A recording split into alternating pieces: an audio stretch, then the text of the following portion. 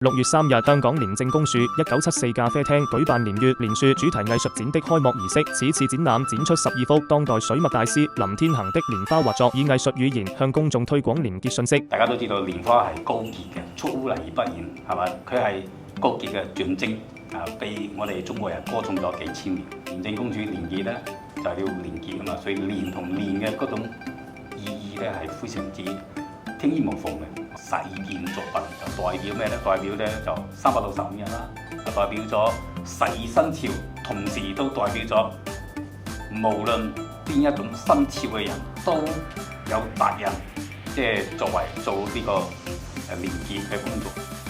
就希望咧透過呢一次咧咁樣嘅聯合咧，就係希望從藝術嘅角度去欣賞呢個嘅廉潔嘅價值。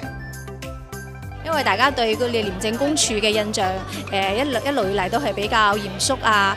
今日以呢個藝術嘅方式去打開呢個活動咧，我覺得係非常之有意義嘅。咁同埋今次嗰個展覽嗰個題目咧係連雪呢個都係非常之巧妙嘅一個結合咯。我覺得唔單止係個音調上面嘅諧音啦，仲有一個意義上面都係非常之吻合嘅。